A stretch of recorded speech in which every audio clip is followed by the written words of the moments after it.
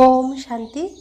আজ 26শে এপ্রিল 2024 বাবার অমূল্য মধুর মহাবাক্য শুনব। আজ মধুর অমূল্য মহাবাক্য, মিঠে মিঠে বাচ্চে। শরীর নির্বাহ করার জন্য কর্মরত থেকে অসীম জগতের উন্নতি করো। যত ভালোভাবে অসীম জগতের পাঠ পড়বে ততই উন্নতি হবে। আজকের মূল্যের প্রশ্ন, বাচ্চারা তোমরা যে অসীম জগতের পাঠ পড়ছো এর মধ্যে সব থেকে উচ্চ ডিফিকাল্ট সাবজেক্ট কোনটি? উত্তর, এই পাঠ্যতে সব থেকে উঁচু সাবজেক্ট হলো ভাই ভাইয়ের দৃষ্টি পরিপক্ক করা। বাবা জ্ঞানের যে তৃতীয় নেত্র দিয়েছেন সেই নেত্রের দ্বারা আত্মাকে ভাই ভাইয়ের রূপে দেখো। চোখ যেন সামান্যতম ধোঁকা না দেয়। কোনো দেহধারীর নাম বা রূপের প্রতি বুদ্ধি যেন না যায়।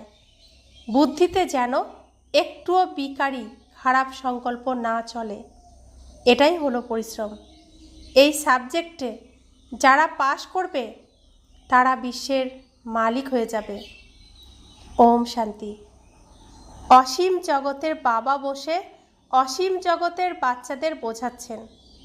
প্রতিটি কথা প্রথমত এই জগতের হয়, আর দ্বিতীয়ত অসীম জাগতিকেরও হয়। এতটা সময় তোমরা এই জগতে ছিলে, এখন আছো অসীম জগতে। তোমাদের পড়াশোনা হলো অসীম জগতের। অসীম জগতের বাদশাহীর জন্য পড়াশোনা, এর চেয়ে বড় পড়াশোনা আর হয় না। কে পড়ান? অসীম জগতের পিতা ভগবান পড়ান। শরীর নির্বাহের জন্য সব কিছু করতে হয়, তবুও নিজের উন্নতির জন্য কিছু করতে হয়। অনেক লোক চাকরি করেও নিজের উন্নতির জন্য পড়াশোনা করে থাকে। সেখানে হলো জাগতিক উন্নতি, এখানে অসীম জগতের পিতার নিকট অসীম জাগতিক উন্নতি। বাবা বলেন, জাগতিক আর অসীম জাগতিক দু রকমই উন্নতি করো। বুদ্ধির দ্বারা বোঝো আমাদের অসীম জগতের প্রকৃত উপার্জন এখন করতে হবে। এখানে সব কিছু মাটিতে মিশে যাবে। যতটা তোমরা অসীম জগতের উপার্জনে শক্তিশালী হতে থাকবে ততই জাগতিক উপার্জনের ব্যাপারে ভুলে যেতে থাকবে। সকলে বুঝে যাবে এখন বিনাশ হতে চলেছে। বিনাশ নিকটতম হলে ভগবানকেও খুঁজবে। যদি বিনাশ হবে তো অবশ্যই স্থাপনা করারও কেউ থাকবে। দুনিয়া কিছুই জানে না। তোমরা প্রজাপিতা ব্রহ্মাকুমার ব্রহ্মাকুমারীরাও নম্বর অনুযায়ী পুরুষার্থ অনুসারে পড়াশোনা করছো। আমাদের যেরকম আগে বাড়ি, বেশিরভাগ মানুষের বাড়ি ছিল কাঁচা বাড়ি, সেই বাড়ি বিনাশ করে নতুন বাড়ি স্থাপন হয়েছে। সেরকম এই সৃষ্টিরও পরিবর্তন হয়ে নতুন সৃষ্টি স্থাপন অবশ্যই হবে, কারণ পুরাতনকে শেষ হতেই হয়, নতুনকে স্থাপন হতেই হয়। এটাই সৃষ্টির নিয়ম। তো বাবা বলছেন, হোস্টেলে সেই স্টুডেন্ট থাকে যারা পড়াশোনা করে, কিন্তু এই হোস্টেল তো আলাদা। এই হোস্টেলে কেউ এমনিই থাকে, যারা শুরু থেকে ছিল রয়ে গেছে, এমনিই এসে গেছে, ভ্যারাইটি এসে গেছে। এরকম নয় যে যারা এসেছে সকলেই ভালো।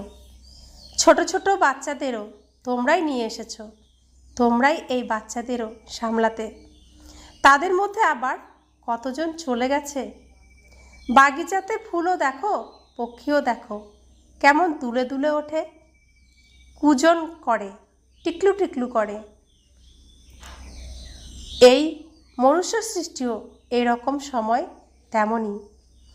আমাদের মধ্যে কোনো সভ্যতা ছিল না। সভ্যতা যাদের ছিল তাদেরই মহিমা খ্যাত ছিল। বলা হতো তুমি নির্গুণ, সত, রজ, তম এই 3 গুণের ঊর্ধ্বে তিনি। আমার মধ্যে কোনো গুণ নেই। আমরা কার সামনে গিয়ে বলি তোমার নিজ গুণে আমাকে ক্ষমা করো, আমার মধ্যে কোনো গুণ নেই? মুঝ নির্গুণ হারে মে কোনো গুণ নাহি কার কাছে গিয়ে বলি? দেবী দেবতার সামনে গিয়ে বলি, কারণ দেবী দেবতা নির্বিকারী, পবিত্র, সর্বগুণ সম্পন্ন। সেই দেবী দেবতার সামনে গিয়ে আমি বলি আমি অধম, নীচ, পাপী, আমার মধ্যে কোনো গুণ নেই, আমাকে নিজ গুণে ক্ষমা করো। যত বড় মাপের মানুষই হোক না কেন ফিল করে যে আমি রচয়িতা বাবা আর রচনার আদি মধ্য অন্তকে জানি না, তবে সেটা কি কোনো কাজের? তোমরাও কোনো কাজের ছিলে না, এখন তোমরা মনে করো যে বাবার চমৎকারিত্ব। বাবা বিশ্বের মালিক করেন, যে রাজ্যপাট আমাদের থেকে কেউ ছিনিয়ে নিতে পারে না, কেউ সামান্যতম বিঘ্ন সৃষ্টি করতে পারে না। আমাদের কি থেকে কি তৈরি করেন, তাই তো এমন বাবার শ্রীমতে অবশ্যই চলা উচিত। যদিও দুনিয়াতে কত গ্লানি, বিপর্যয় ইত্যাদি হতে থাকে। এটা কোনো নতুন ব্যাপার নয়, 5000 বছর পূর্বেও হয়েছিল, শাস্ত্রেও আছে। বাচ্চাদের বলা হয়েছে এই যে ভক্তিমার্গের শাস্ত্র আছে সেটা আবার ভক্তি মার্গে পড়বে। এই সময় তোমরা জ্ঞানের দ্বারা সুখধামে যাও, এর জন্য সম্পূর্ণ পুরুষার্থ করা দরকার। এখন যত পুরুষার্থ করবে সেটাই কল্প কল্প হবে। নিজের মনের ভিতরে যাচাই করে দেখতে হবে যে আমি কতটা উচ্চ পদ প্রাপ্ত করতে পারি। এটা তো প্রতিটি স্টুডেন্ট বুঝতে পারে যে আমরা যত ভালো করে পড়ব তত উচ্চ পদ প্রাপ্ত করব। ইনি আমার থেকে হুঁশিয়ার, আমিও হুঁশিয়ার হব। ব্যবসায়ীদের মধ্যেও এরকম হয়, আমি এর থেকে উপরে উঠব, তাই আরও সুচতুর হব। সুখের জন্য ক্ষণিকের পরিশ্রম করতে হয়। বাবা বলেন, মিষ্টি মিষ্টি বাচ্চারা, আমি তোমাদের কত বড় বাবা। সাকারী পিতাও আছেন তো নিরাকারী পিতাও আছেন, দুইজন যে একত্রিত। দুজনে মিলে বলেন, মিষ্টি বাচ্চারা, এখন তোমরা অসীম জগতের পাঠকে বুঝে গেছো, আর কেউ তো জানেই না। প্রথম কথা, আমাদের পড়ানোর জন্য কে আছেন? ভগবান কি পড়ান? রাজযোগ। তোমরা হলে রাজ ঋষি, অন্যান্যরা হলো হঠযোগী। ওরাও হলো ঋষি, কিন্তু জাগতিক।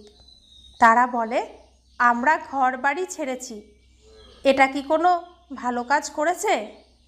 তোমরা ঘর বাড়ি তখন ছাড়তে যখন বিকারের জন্য উত্ত্যক্ত করত। ওদের কি উপদ্রব সহ্য করতে হয়েছে? তোমরা প্রহৃত হয়েছ, তাই তোমরা সরে পড়েছ। এক একজনকে জিজ্ঞাসা করো, কুমারীরা, স্ত্রীরা কত প্রহৃত হয়েছে, তাই তো চলে এসেছে। শুরুতে কত এসেছে। এখানের প্রাপ্তি ছিল জ্ঞান অমৃত, তাই চিঠি নিয়ে আসে, আমি জ্ঞান অমৃত পান করব, বলে ওম রাধের কাছে যাচ্ছি। এই বিকার নিয়ে ঝগড়া বিবাদ প্রথম থেকে চলে আসছে। বন্ধ তখন হবে যখন আসুরি দুনিয়ার বিনাশ হবে। আবার অর্ধকল্পের জন্য বন্ধ হয়ে যাবে। এখন তোমরা অর্থাৎ বাচ্চারা অসীম জগতের বাবার থেকে প্রালব্ধ নিচ্ছ। অসীম জগতের বাবা সকলকে অসীম জগতের প্রালব্ধ দেন। জাগতিক পিতা জাগতিক প্রালব্ধ দেন। সেটারও শুধুমাত্র বাচ্চাদেরই, পুত্রদের উত্তরাধিকার প্রাপ্তি হয়। আগে কন্যাদের জাগতিক সম্পত্তির অধিকার ছিল না, কন্যাদের সম্পত্তির ভাগ দেওয়া হতো না, পুত্রদের দেওয়া হতো। এখানে বাবা বলেন, তোমরা পুত্র সন্তান হও বা কন্যা সন্তান, দুয়েরই সম্পূর্ণ উত্তরাধিকার আছে। এখানে সকলে সমান সম্পত্তিই পায়। যে যতটা নিজের জন্য রোজগার করবে, উপার্জন করবে, সে ততটাই পাবে। লৌকিক পিতার কাছে বিভেদ থাকে, শরীরের পিতার কাছে বিভেদ থাকে। পুত্রকে বেশি দেবে, কন্যাকে কম দেবে। কোনো পুত্রের কন্যা সন্তান হলে তাকে কম দেবে সম্পত্তি, পুত্র সন্তান হলে তাকে বেশি সম্পত্তি দেবে। এটা লৌকিক পিতার কাছে হয়। কিন্তু আমার পারলৌকিক পিতা, আমি আত্মার পিতা, পরম পিতা পরমাত্মার কাছে সবাই সমান, সবাই আত্মা। বাবা বলছেন, লৌকিকে শুধুমাত্র পুত্র সন্তানকে উত্তরাধিকারী করে, স্ত্রীকে হাফ পার্টনার বলে, কিন্তু তাকেও সম্পত্তির ভাগ দেয় না, পুত্র সন্তানই সামলে নেয়। পিতার পুত্র সন্তানের উপরে মোহ থাকে। এই পিতা পুত্র বা কন্যা যে কোনো বাচ্চাকেই আত্মারূপে উত্তরাধিকার প্রদান করেন। আমাদের পরমপিতা পরমাত্মা শিব বাবা, তিনি পিতা পুত্র বা কন্যা যে কোনো বাচ্চাকেই আত্মারূপে উত্তরাধিকার প্রদান করেন। এক্ষেত্রে পুত্র বা কন্যার ভেদ জানাই যায় না। তোমরা সুখের কত উত্তরাধিকার অসীম জগতের পিতার থেকে নাও, তবুও পড়াশোনা সম্পূর্ণ করে না, পড়াশোনা ছেড়ে দেয়। কন্যারা লেখে, বাবা অমুকে ব্লাড দিয়ে লিখে দিয়েছে, এখন আর আসে না। ব্লাড দিয়েও লেখে, বাবা তুমি ভালোবাসো বা আঘাত করো, আমি কখনো তোমাকে ছাড়ব না। তথাপি তারা প্রতিপালিত হয়ে আবার চলেও যায়। বাবা বুঝিয়েছেন, এই সব হলো ড্রামা। কেউ আশ্চর্যপদ ভাগন্তি হয়ে যায়, এখানে বসলে নিশ্চয় থাকে। এরকম অসীম জগতের বাবাকে আমরা ছাড়ব কিভাবে? এটা তো পড়াশোনাও, গ্যারান্টিও দেন আমি সাথে নিয়ে যাব। বাবা এসেছেন আমাদেরকে রাবণের জেলখানার থেকে ছাড়াতে, স্বাধীন করতে এবং তার সাথে করে ঘরে ফিরিয়ে নিয়ে যেতে, যেখান থেকে আমরা আবার সুখধামে আসব, বৈকুণ্ঠে আসব। সত্যযুগ ইত্যাদিতে এত সমস্ত মানুষ ছিল না। এখন সঙ্গমে সব মানুষেরা আছে। সত্যযুগে খুব কম থাকবে, এত সব ধর্মের লোক কেউই থাকবে না। এসবের সমস্ত প্রস্তুতি চলছে। এই শরীর ছেড়ে শান্তিধামে চলে যাবে, হিসাবপত্র মিটিয়ে দিয়ে যেখান থেকে এসেছিল পার্ট প্লে করার জন্য সেখানে চলে যাবে। ওটা তো হলো ঘন্টা দুয়েকের নাটক, এ হলো অসীম জগতের নাটক, 5000 বছরের নাটক। তোমরা জানো যে আমরা ওই ঘরের বাসিন্দা এবং এই এক বাবার সন্তান। থাকার জায়গা হলো নির্বাণধাম, যা বাণীর ওপারে। সেখানে শব্দ হয় না। মানুষ মনে করে ব্রহ্মতে লীন হয়ে যায়। বাবা বলেন, আত্মা হলো অবিনাশী, এর কোনো বিনাশ হতে পারে না, এ কোথাও লীন হতে পারে না। কত জীব আত্মারা আছে, অবিনাশী আত্মা জীব শরীর দ্বারা পার্ট প্লে করে। সব আত্মারা ড্রামার অ্যাক্টার্স। থাকার জায়গা হলো ব্রহ্মাণ্ড, সেটা হলো গৃহ, বাড়ি। আত্মা ডিম্বাকৃতি দেখায়, ওখানে ওই ব্রহ্মাণ্ডে অনেক থাকার জায়গা আছে। প্রতিটি কথাকে ভালোভাবে বুঝতে হবে, না বুঝলে আরও এগিয়ে গেলে নিজেই বুঝে যাবে। যদি শুনতে থাকো তবেই, ছেড়ে দিলে আবার কিছুই বুঝতে পারবে না। বাচ্চারা, তোমরা জানো এই পুরানো দুনিয়া শেষ হয়ে নতুন দুনিয়ার স্থাপনা হয়। বাবা বলেন, কাল তোমরা বিশ্বের মালিক ছিলে, এখন আবার তোমরা বিশ্বের মালিক হতে এসেছো। গান আছে না যে, বাবা আমাদের ওই রকম মালিক করেন যেটা কেউ আমাদের থেকে ছিনিয়ে নিতে পারে না। আকাশ জমি ইত্যাদির উপর আমাদের অধিকার থাকে। এই দুনিয়াতে দেখো কি কি আছে, সকলেই সাথী হয় নিজ স্বার্থে। ওখানে ওই রকম হয় না। যেমন লৌকিক পিতা বাচ্চাকে পুত্রকে বলে, এই ধন সম্পত্তি সব কিছু তোমাকে দিয়ে যাচ্ছি, এসব ভালোভাবে সামলিও। অসীম জগতের পিতাও বলেন, তোমাদের ধন সম্পদ সব কিছু দিয়ে দিচ্ছি, তোমরা আমাকে ডেকেছ, বলেছ পবিত্র দুনিয়াতে নিয়ে চলো, তো অবশ্যই পবিত্র করে তুলে বিশ্বের মালিক করব। বাবা কত যুক্তি দ্বারা বোঝান। এর নামই হলো সহজ জ্ঞান আর যোগ। সেকেন্ডের ব্যাপার, সেকেন্ডে মুক্তি, জীবন মুক্তি।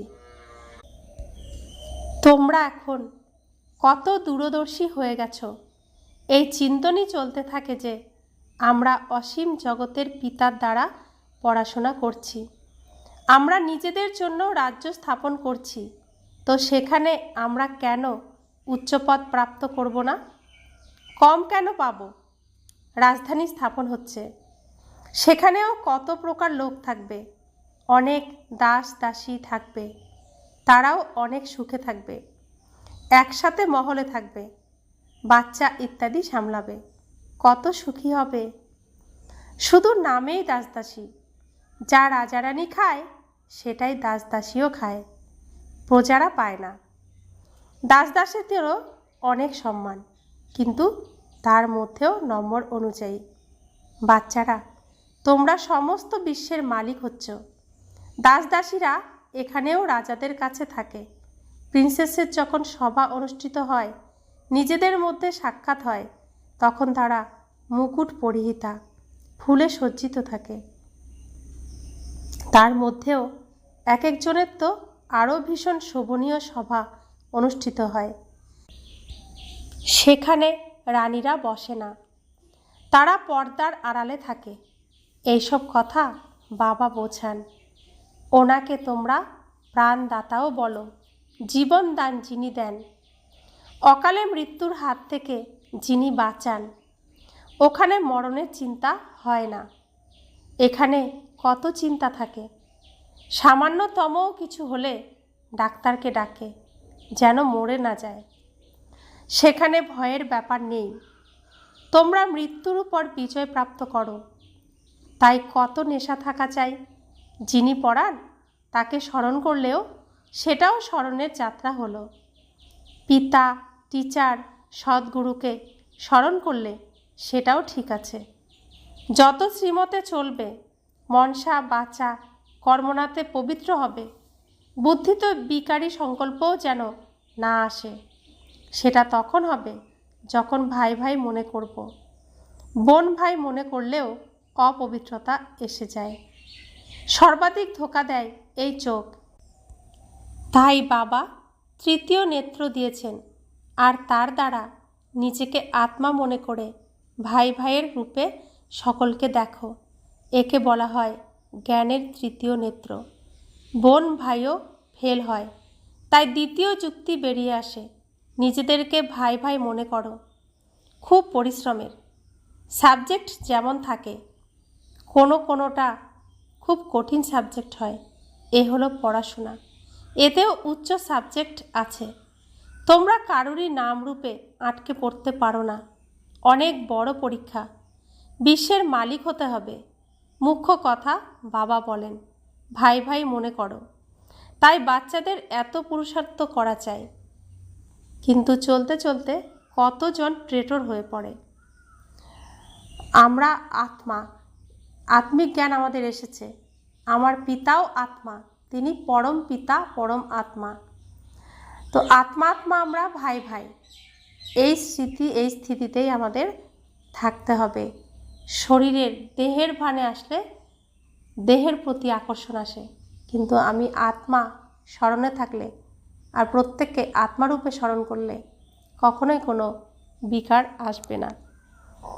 কিন্তু আমরা থাকি রাবণের দুনিয়ায়, মায়া ক্ষণে ক্ষণে সব ভুলিয়ে দেয়। বাবা বলছেন এখানেও ওই রকম হয়। ভাই ভাইয়ের দৃষ্টিতে, ভাই ভাইয়ের স্থিতিতে থাকা সত্ত্বেও কেউ কেউ আবার ট্রেটর হয়ে যায়, মায়ার প্রভাবে চলে আসে। ভালো ভালো বাচ্চাদেরও মায়া নিজের করে নেয়। তখন বাবা বলেন আমাকে পৃথকও করে দেয়, ডিভোর্সও দিয়ে দেয়।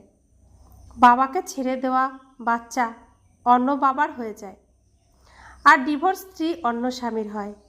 বাবা বলেন, আমার দুটোই মেলে। ভালো ভালো কন্যারাও ডিভোর্স দিয়ে গিয়ে রাবণের হয়ে যায়। ওয়ান্ডারফুল খেলা তো, মায়া কি না করে দেয়। বাবা বলেন, মায়া খুব কড়া। কথায় আছে, হাতিকে বড় কুমিরে খেয়েছে। অনেক গাফিলতি করে বসে। বাবার সাথে বেয়াদবি করলে মায়া কাঁচা খেয়ে নেয়। মায়া এমনই যে কাউকে কাউকে একদম ধরে নেয়।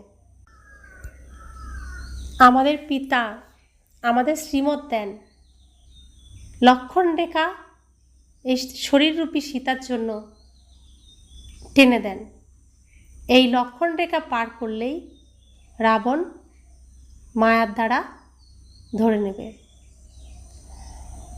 তো এখন আমরা সেই রামায়ণ পর্বে দিয়ে যাচ্ছি, আর আমরা প্রত্যেকের শরীর, সীতারূপী শরীরকে রাবণের হাত থেকে রক্ষা করতে হবে, আর পুরুষার্থ করে আমাদের লক্ষ্যে পৌঁছানোর প্রচেষ্টা করতে হবে।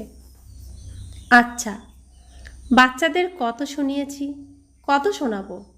মুখ্য ব্যাপার হলো অল্প। মুসলমানরাও বলে, সকালে উঠে অল্পকে স্মরণ করো। এই সময় শুয়ে থাকার নয়, এই উপায়েই বিকর্ম বিনাশ হয়, আর কোনো উপায় নেই। বাবা তোমাদের অর্থাৎ বাচ্চাদের সাথে কত বিশ্বস্ত। বাবা সত্য, বাবা এক সেকেন্ডের জন্য মিথ্যা হতে পারে না। বাবার উপর কোনো মায়ার প্রভাব পড়ে না। তিনি কর্মাতীত, তার শরীর নেই, তাই তার উপর কোনো প্রভাবও নেই। কখনো তোমাদের ছাড়বে না, তিনি কখনোই আমাদের ছাড়েন না। এসেছেনই শুধরে দিয়ে সাথে নিয়ে যেতে। স্মরণের যাত্রার দ্বারাই তোমরা তম প্রধান হবে, ওই দিকে জমা হতে থাকবে। বাবা বলেন, নিজের হিসাব রাখো, কতটা স্মরণ করছো, কতটা সার্ভিস করছো।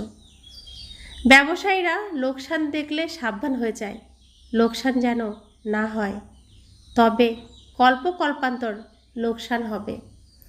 আমরা উপার্জন করতে এসেছি অবিনাশী জ্ঞান রত্ন। তো স্বয়ং ভগবান এসেছেন, ব্রহ্মার দ্বারা যজ্ঞ রচনা করেছেন। এই পুরানো বিষের দুনিয়ার বিনাশ ঘটিয়ে নতুন অমৃতের দুনিয়ার স্থাপন করতে এসেছেন। এত বড় কার্য সম্পাদনের জন্য রুদ্র জ্ঞান যজ্ঞ প্রজ্বলিত করেছেন। এই যজ্ঞ সামলানোর জন্য ব্রাহ্মণ চাই।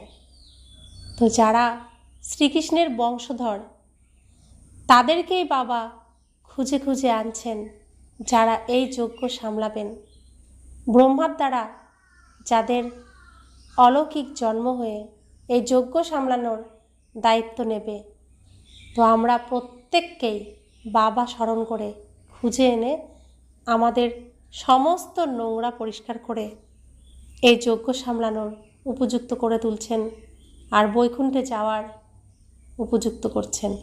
আমরা পুরানো দুনিয়ার যা কিছু রেখেছিলাম নিজের কাছে, সব এই যজ্ঞে সহায় করে দিচ্ছি।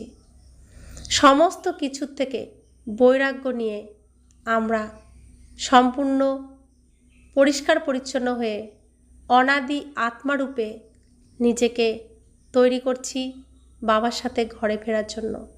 সম্পূর্ণ শুদ্ধ পবিত্র হয়ে তবেই আমি ঘরে ফিরতে পারবো। আর বাবা যে জ্ঞানরত্ন দিচ্ছেন, সেই জ্ঞানরত্ন জমা করে আমি নতুন দুনিয়ায় স্থূল সম্পত্তি পাব।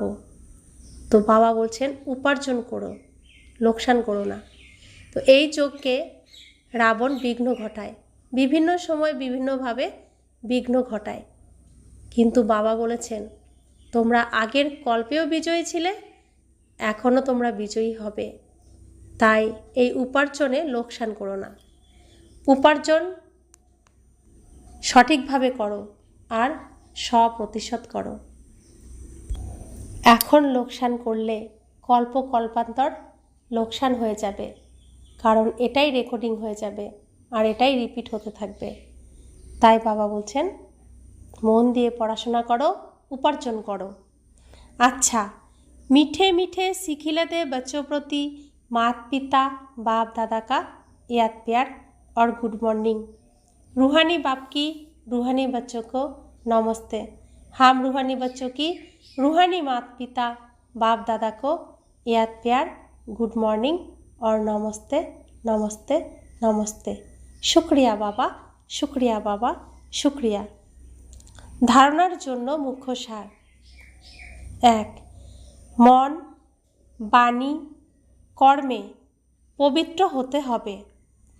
बुद्धिते बिकारी संकल्पও যেন না আসে। এর জন্য আমরা আত্মারা হলাম ভাই ভাই, এই অভ্যাস করতে হবে। কারণ নামরূপে আটকে যেও না। 2. বাবা যেমন বিশ্বস্ত বাচ্চাদের সূত্রে দিয়ে সাথে নিয়ে যান, সেরকম বিশ্বস্ত হতে হবে। কখনো পৃথক হয়েও না বা ডিভোর্স দিও না। বরদান, সদা হালকা হয়ে বাবার নয়নে সমাহিত থাকা সহজ যোগী ভব। সঙ্গম যুগে যে খুশির খনি প্রাপ্ত হয় তা আর অন্য কোনো যুগে প্রাপ্ত হয় না। এই সময় বাবা আর বাচ্চাদের মিলন হয়, উত্তরাধিকার প্রাপ্ত হয়, বরদান প্রাপ্ত হয়। উত্তরাধিকার বা বরদান নিতে পরিশ্রম করতে হয় না। সেজন্য তোমাদের টাইটেলই হলো সহজ যোগী। বাপ দাদা বাচ্চাদের পরিশ্রম দেখতে পারেন না, বলেন বাচ্চারা নিজের সব বোঝা বাবাকে দিয়ে নিজেরা হালকা হয়ে যাও। এত হালকা হও যে বাবা নিজের নয়নের উপর বসিয়ে সাথে নিয়ে যেতে পারেন। বাবার সাথে স্নেহের লক্ষণ হলো সদা হালকা হয়ে বাবার দৃষ্টির মধ্যে সমাহিত হয়ে যাওয়া। বাবা বলেছেন পলকো মে বিঠাকে লে যাউঙ্গা। তো এত তিনি ভালোবাসেন বাচ্চাদের তিনি কোনো কষ্ট দেন না। আমরা এই ঈশ্বরীয় কুলে জন্মগ্রহণ করার পর সম্পূর্ণ হালকা হয়ে গেছি, সেই ছোটোবেলার মতো। আমাদের এখন চিন্তা নেই, দুঃখ নেই, কষ্ট নেই। যদিও বা রাবণ আমাদের সামনে দুঃখ কষ্ট চিন্তার ঝড় নিয়ে আসে, তবুও বাবা সেটা সামলে নেন। বাবা নিজে সেটা নিয়ে নেন, আমাদের হালকা করে দেন। এত প্রিয়, এত সুন্দর, এত সত্যিকারের পবিত্র প্রেম ভালোবাসা দেওয়া বাবা, যার কাছ থেকেই আমরা প্রকৃত সুখ শান্তি প্রেম পাচ্ছি। নিঃস্বার্থ প্রেম, নিঃস্বার্থ ভালোবাসা, সুখ, প্রকৃত সুখ বাবার কাছ থেকেই শুধুমাত্র পাওয়া সম্ভব, আর কারো কাছ থেকে নয়। স্লোগান, নেগেটিভ চিন্তা করার রাস্তা বন্ধ করে দাও, তো সফলতা স্বরূপ হয়ে যাবে। ওম শান্তি।